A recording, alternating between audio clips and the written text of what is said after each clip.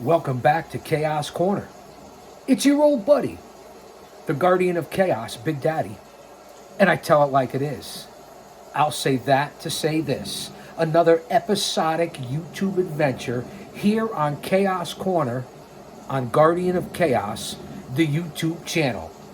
Drop an elbow on that like button, share, subscribe, leave a comment, help a brother out, get us in the algorithm as we enter another edition of Story Time and the book review of the legendary Toad's Place. The incredible, famed stories from New Haven's music venue. Famed music venue, if you will. I think I already said that once. We are on Chapter 4. This book was released in 2021, so let's remember the time frame here on Guardian of Chaos, the YouTube channel. In the Time Machine, written by co-owner Brian Phelps and famed columnist Randall Beach. You guys know my connection. Go back and check out the previous episodes. I did the opening monologue.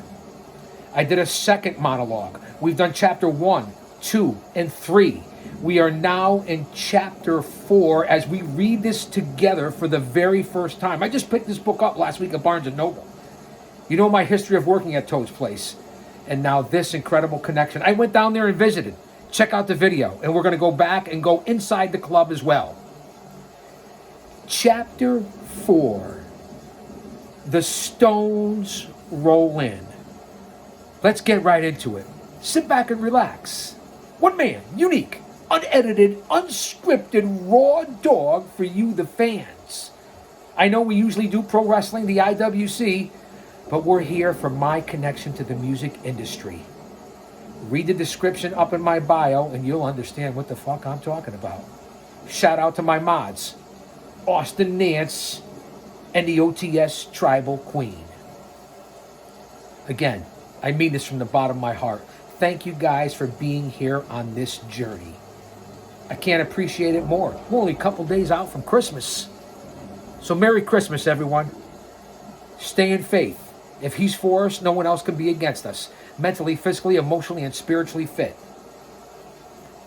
Let's get into Chapter 4. Fans, if you have a chance to get this on audio or visit Toad's itself, in the greater New England tri-state northeast area here in the Constitution State in New Haven, Connecticut, visit this legendary place. In 2025, it'll be 50 years. Their celebration from 1975 to 2025. And again, I'm repeating, I worked there in the early 80s and a second stint in the early 90s. So I have a connection. Not to mention the bands that I've worked for that played that venue. And I worked there for those bands. Probably been there about 500 times in my life. And again, we went down there earlier. It's about 25 degrees out here in the Northeast. And I did a little video to put a face to the place. And we're going to go back on one of these nights and get inside the venue as well, just so I can present this to you guys. We're going to do this through the holiday season, through Christmas and into the new year of 2025. I'm really enthralled by this. It brings back so many memories for myself and all the area famed venues down there. Not only Toad's, probably the most famous, the old New Haven Arena, the New Haven Coliseum, the Schubert, the Palace, the Oxford Ale House, the Agora Ballroom, the Great American Music Hall, the New Haven Green, for crying out loud. Wow. Talk about history. Take out your notebooks. School is in session. me. Well, you're not singing, man. You're just reading. Again, we're doing this together for the first time, so bear with me. I've never read this before. In the summer of 1989, the Rolling Stones were preparing to go on tour for the first time in 8 years. They hadn't played in front of a live audience for that entire period. A noteworthy absence from what was still the greatest rock and roll band in the world. Holy bejesus.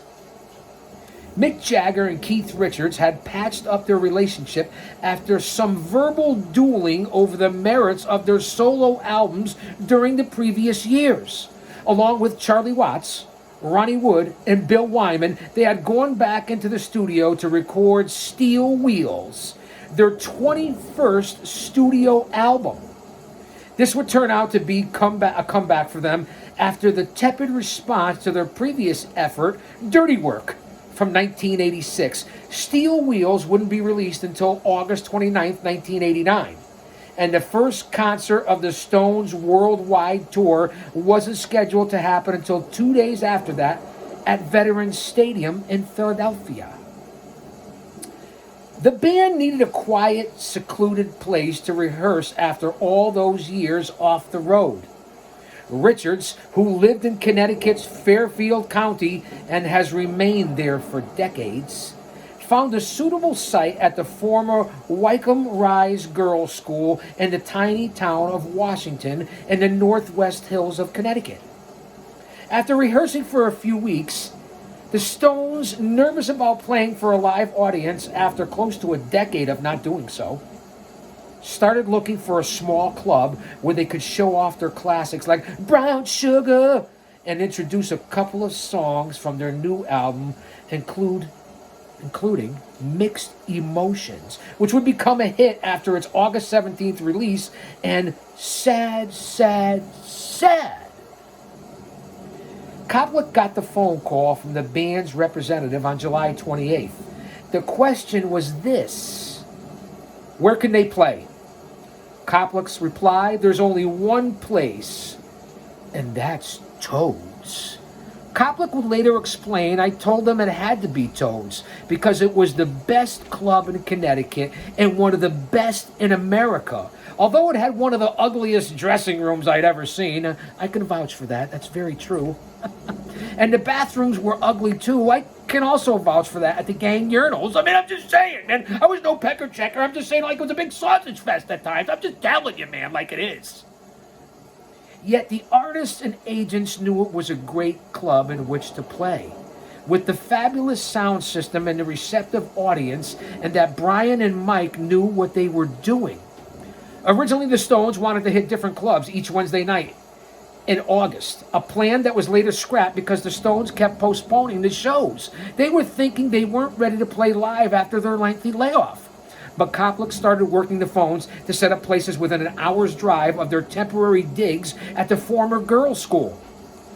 Hartford's City Lights was on Koplik's list, but they didn't return his phone calls. Talk about a bunch of fuck-ups.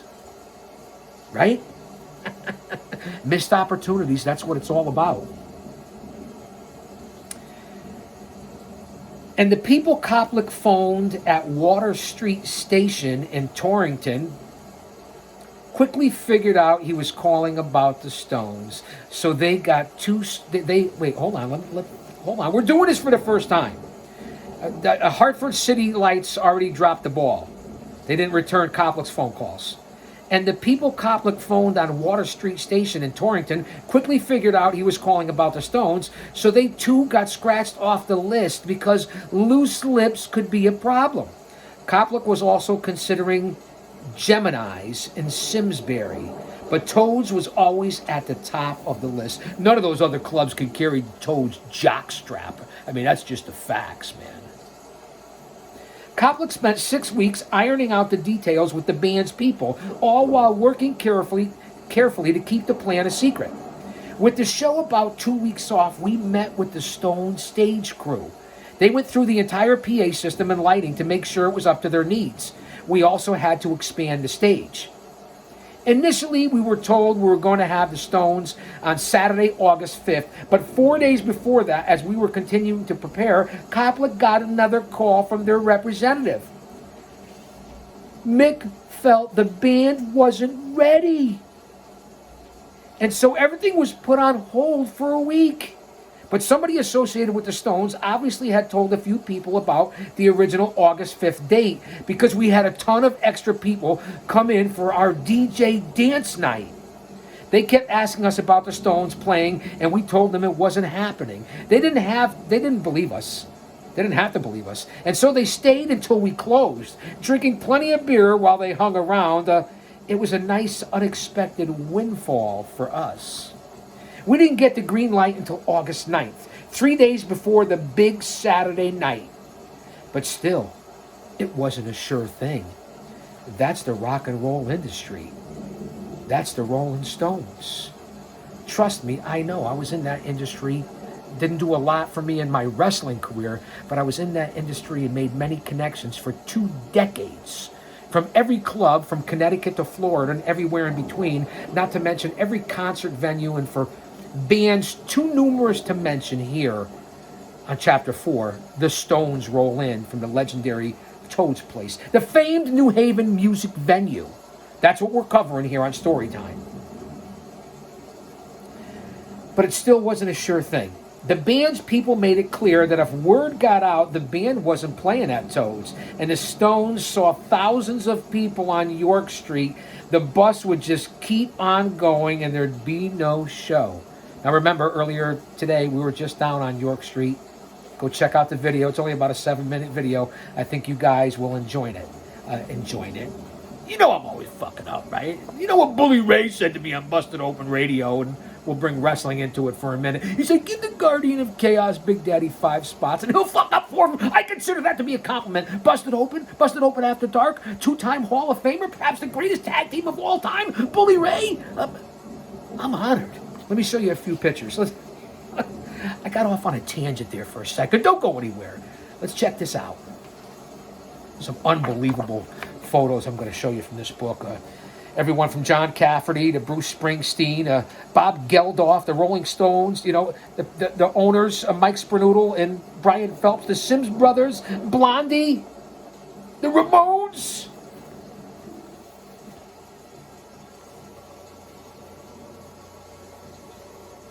All from Toad's Place, guys and gals. Sorry you have to put up with it. I apologize about my mitts being in the way. Some incredible photos from the club.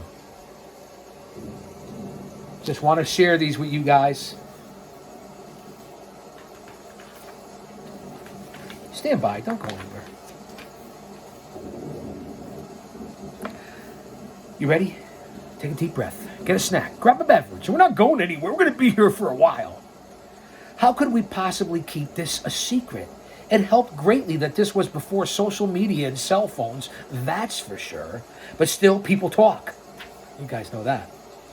Could those few people in the know keep quiet about it?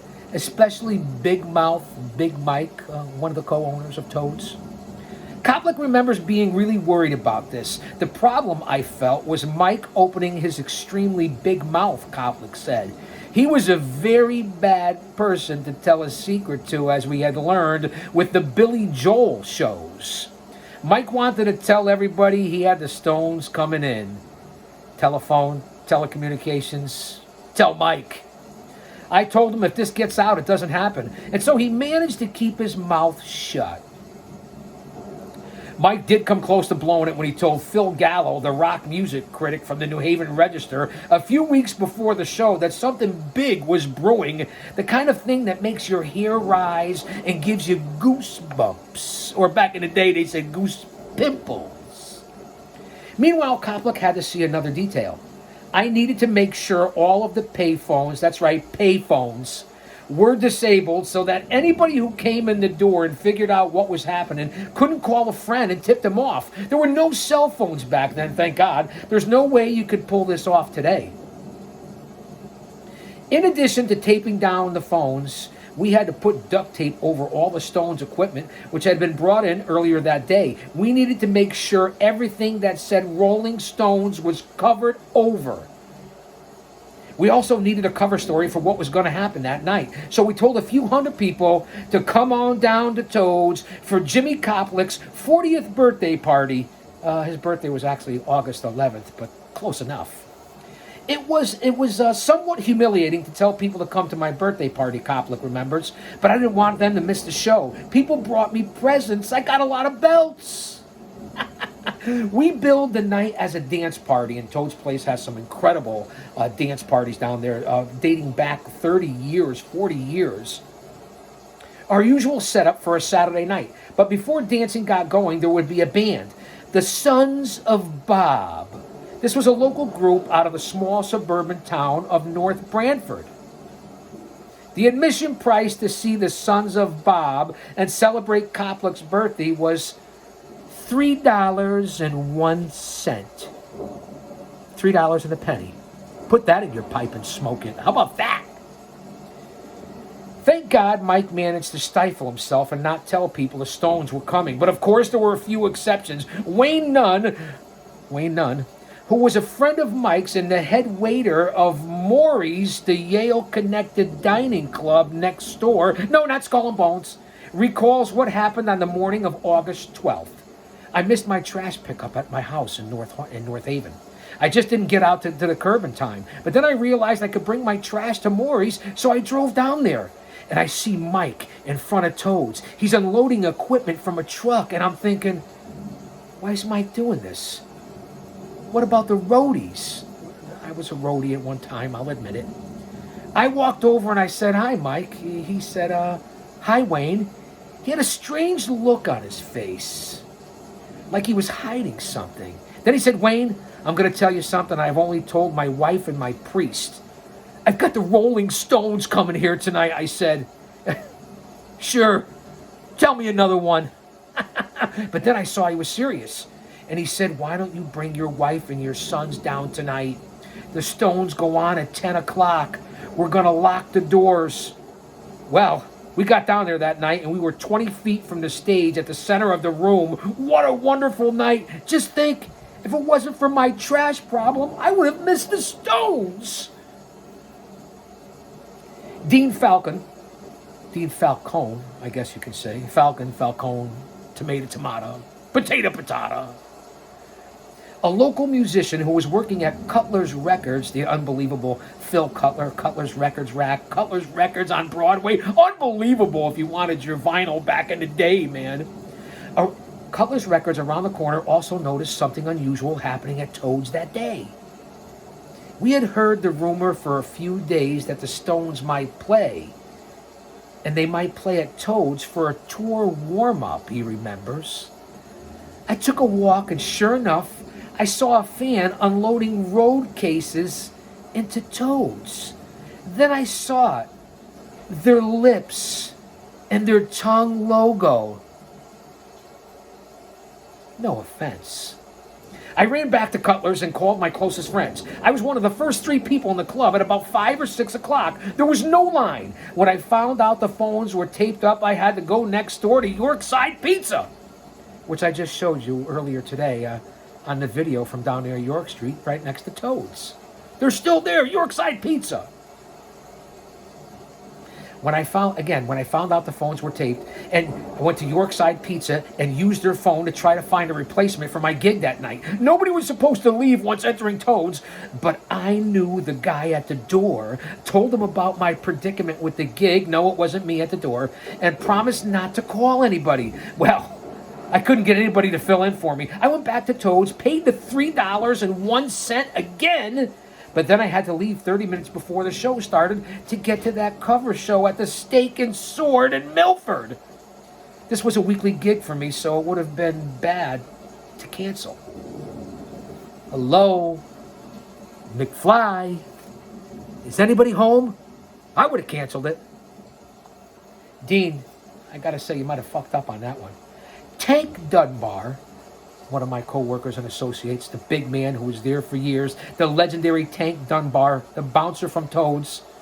I believe he was my boss at one time, along with Brian Phelps, who originally had been told he was going to have the night off from his job working security for us, can still remember the phone call he got from me on that Saturday afternoon. This is the phone call to Tank Dunbar. Wait till I get to this chapter with security and the bouncers.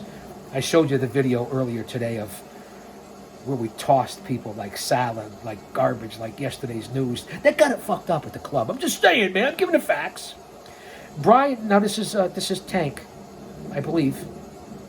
Brian called me and said, "We need you to work tonight." And I said, "Doing what, Brian?" He told me, "Doing your job." Well, that didn't sound right. But anyway, I came down. When I walked in the front door, an English guy comes up to me and says, "You the head of security here, mate?"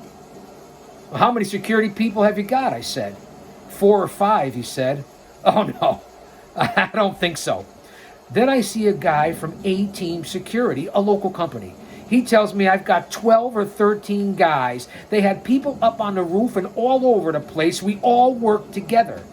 Tank remembers that soon after he arrived, I came up to him and asked, Tank, you know what's going on here? He said, no, what's happening? The Rolling Stones are playing here tonight. What? He asked, disbelieving. You got me good. But then I told him again, and he saw I wasn't kidding around. Tank knew he needed to get ready for the most challenging night. We had an incredible number of details to take care of in order to make sure the show went smoothly and in accordance with the Stones' specifications. One of the key matters I had to oversee was having somebody pick up a bottle of Rebel Yell for Keith Richards at the Quality Wine Shop around the corner. It happened that there was a guy in the store who knew everything about the Stones and had heard the rumor they might be playing at Toad's. Seeing our bar helper buy that bottle of Rebel Yell was the smoking gun for that fan. He alerted a few of his friends and they saw the show they would never forget. Jerry Zajac, who was Copland's assistant, and notes he had been involved from the get-go with pulling off the show, recalls Richards didn't finish all of his Rebel Yell. I went down to their dressing room later that night and saw he had left the bottle, he recalls. I took a real good swig out of it. Speaking of that, let me take a swig. It's no Rebel Yell, but I guess I'm a rebel and I can yell. Well, what'd I say, man? You're here for the entertainment, the bonanza, the extravaganza called Chaos Corner.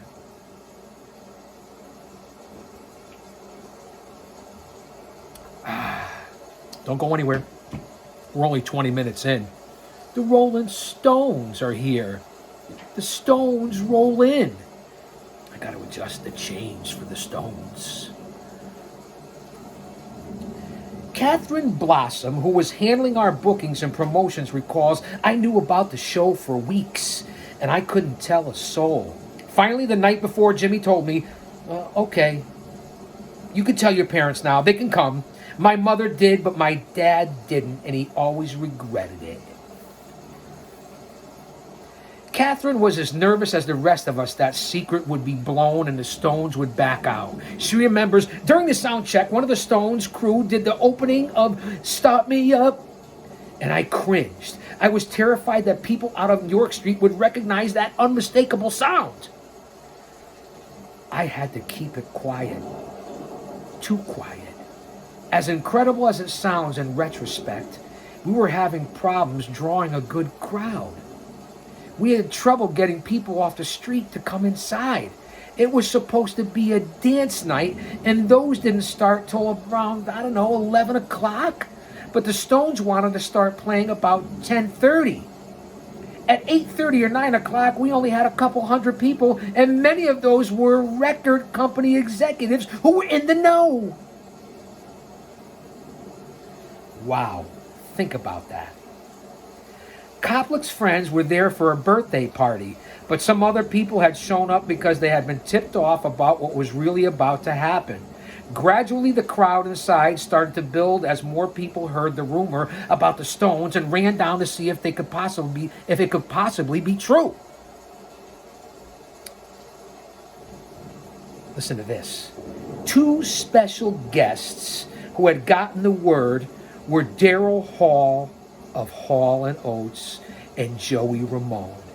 Hall had some kind of stupid argument with one of our waitresses about paying for his drinks. I haven't paid for a drink in over 10 years, he told her. Finally, Hall's manager said, all right, I'll pay for the drinks. We really needed stuff like that happening that night, right? John Griffin, who used the radio name The Wig Master on WPLR, and if you're familiar, because you gotta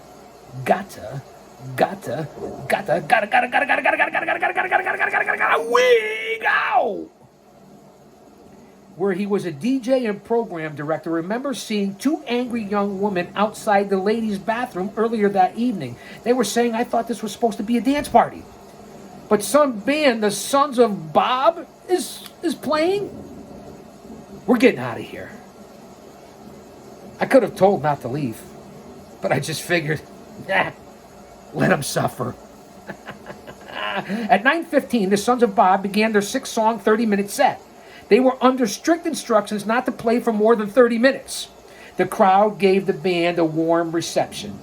Many people in the room had found out by then that the Stones were on deck, so everybody was in a good mood and getting more and more excited. But before the Sons of Bob played, we still hadn't received the green light from the Stones.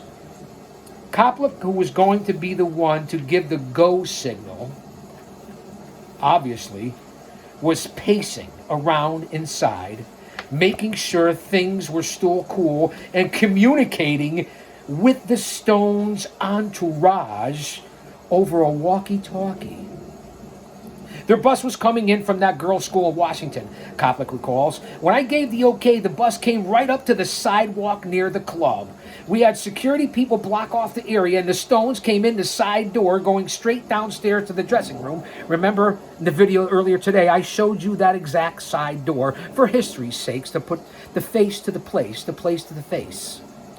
It was already crowded, far too crowded for 7:45, but no more than 700 people at the most would make it inside. The place was crawling with reporters and disc jockeys and record company executives. I bumped into Hartford Courant reporter who said he'd heard the rumor nearby at the famous Atticus Books. I rushed to the lineup of telephones to tell my friends to proceed directly to Toad's. But guess what? All the phones in the club were sealed with masking tape and marked out of order. That's right, pay phones. And you couldn't leave if you wanted to get back in. Then I spotted a WPLR disc jockey I know and asked him, is it true? He smiled and whispered in my ear, 10 o'clock, 12-song set. Their song Dead Flowers was on the set list, but the Stones decided not to play that one, so they actually did 11 songs. Another clue? The downstairs corridor was blocked off by a black curtain and guarded by 2 hefty security guards. Now, downstairs was the coat room. I originally said it was the merch. The merch is upstairs. The coat room, the men's and ladies' room, and the 2 dressing rooms were downstairs with all the signatures and names of everyone who ever walked through the doors there and the bands that played there. Really is an unbelievable sight. Not much for the dressing rooms, but I'll say that to say this. We certainly had a good time in those dressing rooms. Let me get back to the story. Focus, chaos. Another clue, as I said, the downstairs corridor where the coat room was blocked off and the dressing rooms. A third security guard waved his flashlight down the stairway to a lingering female and yelled, I want her out of there. At 10:40, rumor became reality.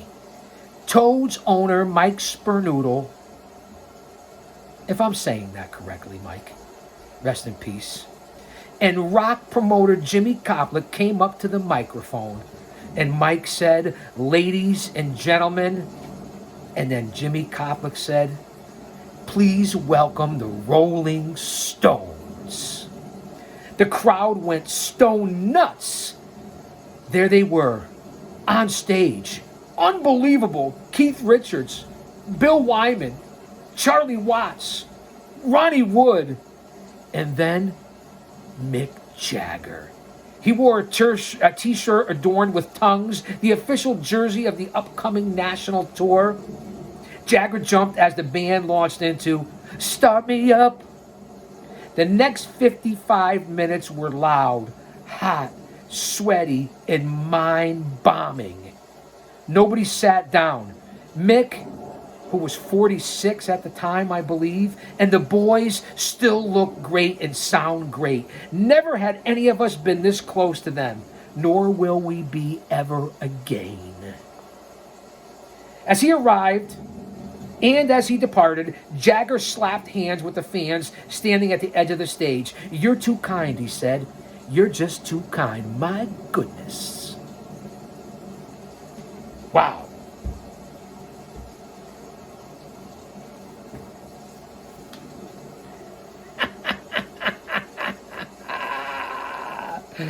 Stand by, fans. This is something. The Stones roll in. Let's continue here in chapter 4. When I got into the dressing room and saw them, it was sort of a daze. They looked almost like cardboard cutouts. They were so famous. Catherine Blossom said she had said virtually nothing to them, even though Mick and the boys might have felt welcomed by her native British accent. It was ingrained in me not to speak to the artists unless I was spoken to. We respected their privacy, said Blossom. We never acted like groupies. WPLR DJ Mike Lapatino, our good buddy, old Lappy, recalls, I was standing outside the dressing room and saw the Stones come in. What struck me was how short they all were, especially Bill Wyman.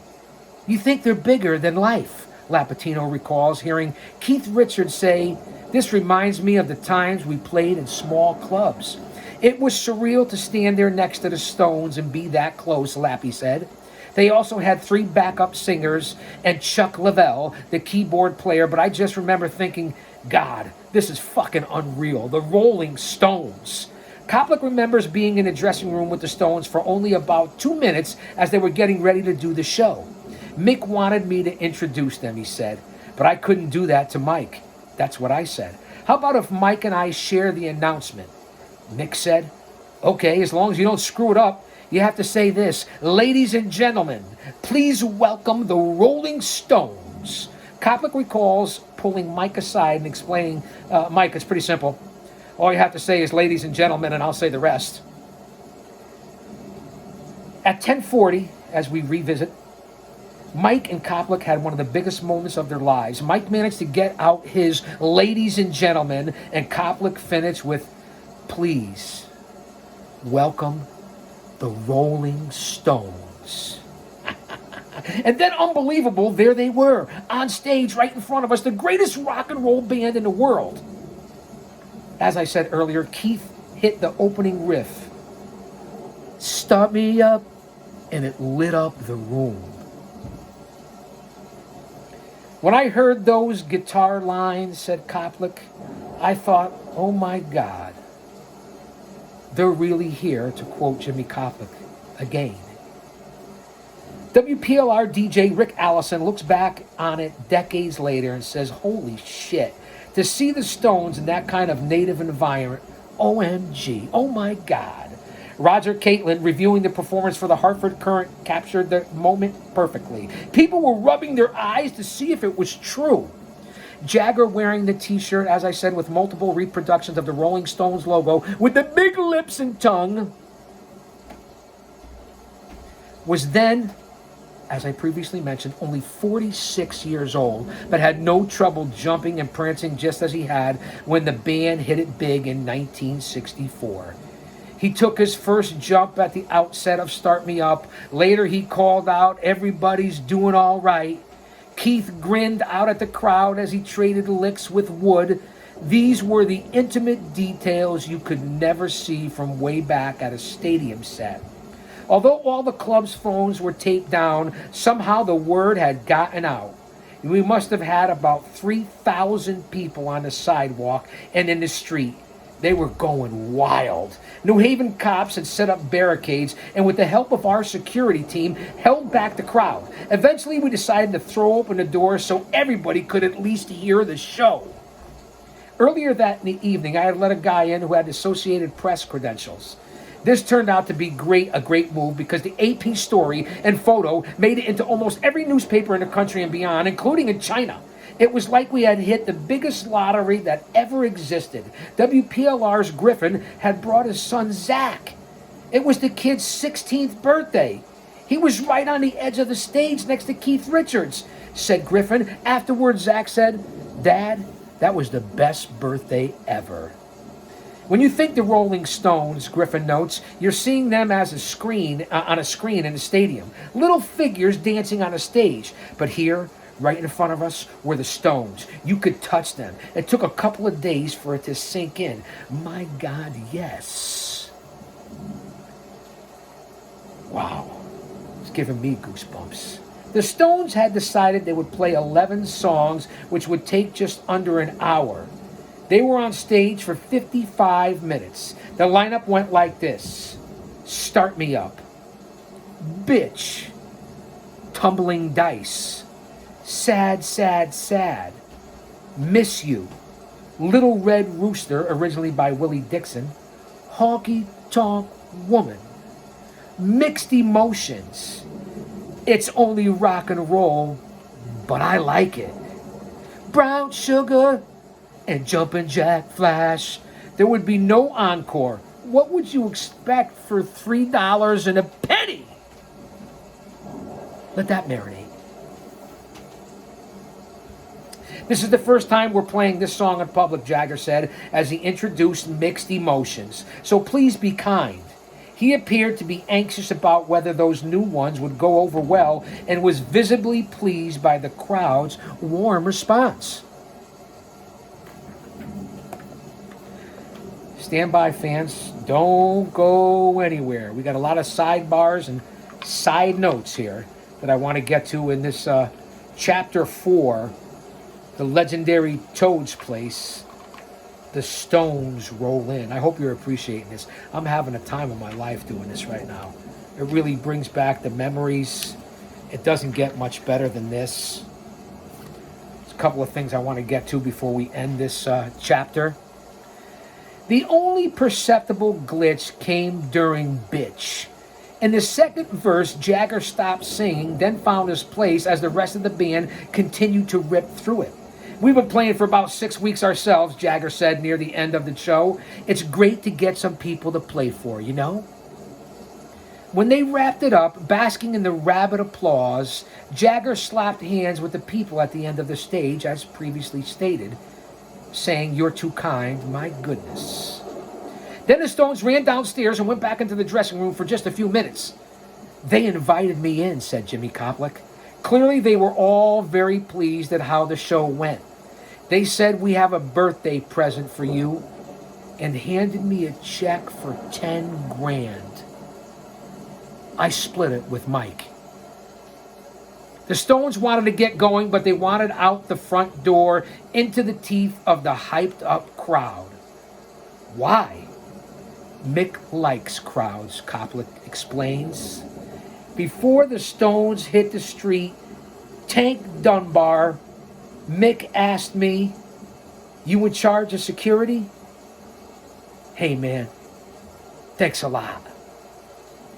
When asked how the band had dealt with all the stress and tension of that night, Tank added, "The Stones were as cool as the other side of the pillow." Long before that clown on ESPN ever said it. But the crowd outside was not so cool. "We had to do a human chain to get them to their bus," remembers Tank. "There were people banging on the windows, running around the sides. As for me, I was a nervous wreck that whole day and night, up until the moment the police escorted the bus off of York Street. There were so many things that could have gone wrong, but it all worked out as we hoped it would. When the people who had seen the show started to walk out the door,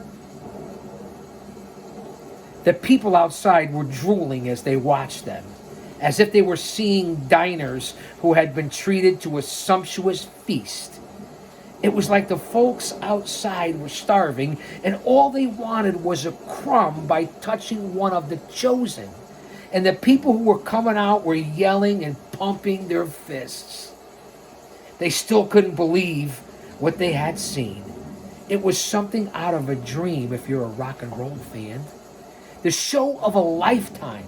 Something only a very few lucky people were able to see. They would have had a story they could live on the rest of their lives. And no, unfortunately, I was not there that night. Decades later, the legacy of that unbelievable night lives on. People who are there are telling their children or grandchildren about it. Those who missed it roll out their explanation for why they couldn't get there. Randall Beach's wife, Jennifer Kalin, talked about seeing that show one night as she sat in a New Haven restaurant. A guy nearby overheard her, walked over and asked, "Did you really see the Stones that night at Toad's? Could I touch you?" The Stones roll in. Chapter 4. the legendary Toad's Place. Up next, Chapter 5, Bob Dylan, All Night Long. I'll say that to say this, because I tell it like it is.